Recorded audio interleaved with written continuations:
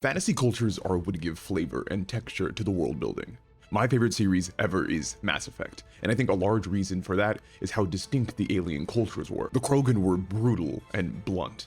The Asari were sophisticated, motherly, and mysterious, like witches. The Turians were rigid and militaristic.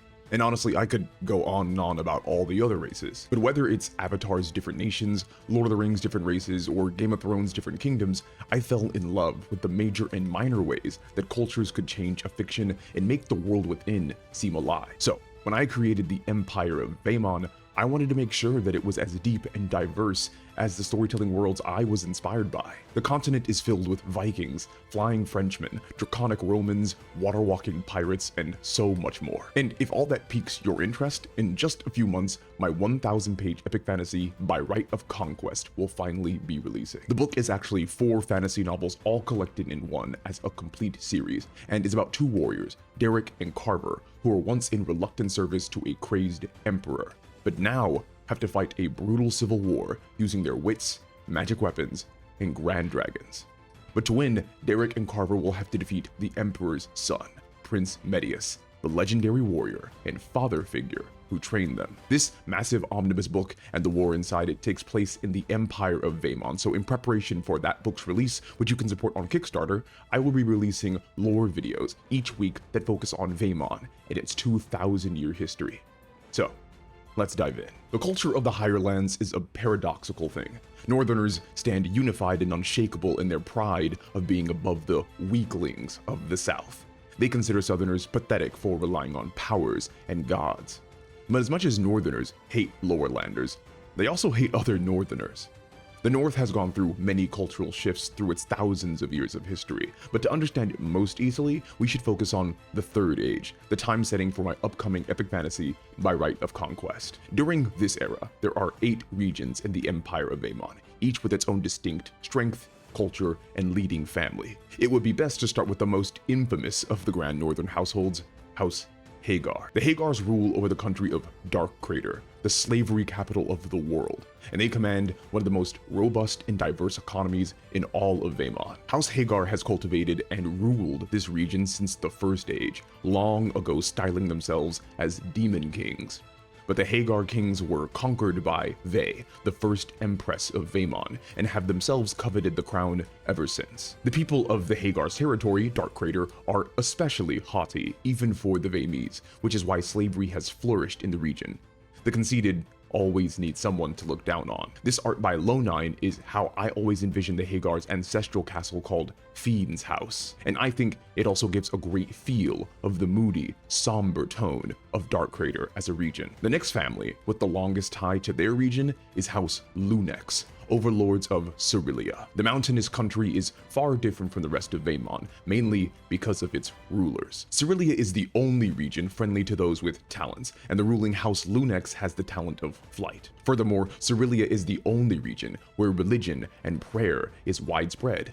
The belief amongst its citizens is that sky gods speak to them through auroras and holy birds. The rest of Vaemon refuses to give gods credit for the works of their own hands. And the only reason the rest of the Empire tolerates the Cerillians at all is because the region's beaches and rivers wash endless gold ashore, a resource guided sharply by House Lunex's Sky Guard. This wealth has bought the Cerillians safety and peace, even if it couldn't buy them a welcoming to the rest of Vaemon. The next region most closely connected to its ruling family is the Trimarches, which is really 3 countries in one: Vaderheim, Kirheim, and Helheim. The Grand House Prey rules proud from Helheim in their terrifying castle of Hell House.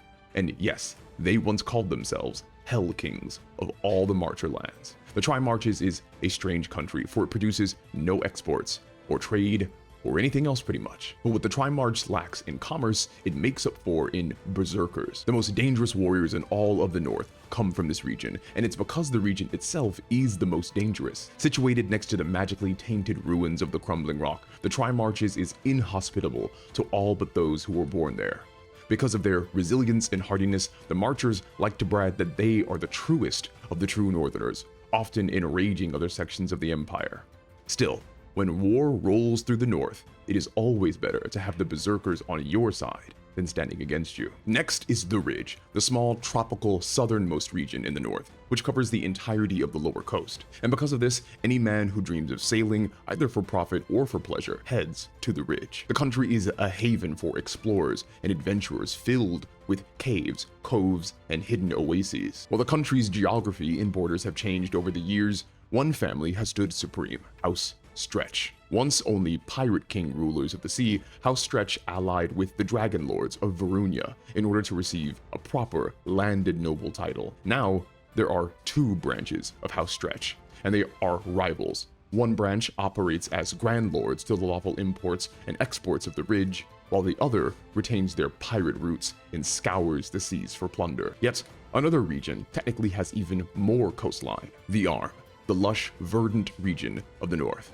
More easygoing and festive than the Empire's other folk, the Armen people produce most of the Empire's crops, fruits, and exotic delicacies. And needless to say, the peninsular paradise is a common destination for nobles seeking an extravagant vacation. But the overlords of Arma, House Hunter, prove that the region is not all leisure. Famed for their single-minded brutality, those of Hunter blood are indeed renowned headhunters, tracking down wanted criminals and targets with a grueling efficiency that few can match. Now, we move to the two largest regions of the Empire. Most sizable of all is Galadell, the central region of Vaemon, making it the most diverse and versatile. With a temperate climate, plentiful field, numerous forests, and teeming rivers, Galadell is home to most of the Empire's cities and townships. Stewards over this region is the old draconic house Markeel, ruling from the ancient and huge castle of Silver Screech. House Markeel's highest skill is balancing the many noble egos that call Galadell home, for these egos often want to end each other. Last and greatest of the non-royal regions is Magnorum, the most storied and vital of Vaemon's countries. Aside from Darkcrater, it has the most slaves in all the world.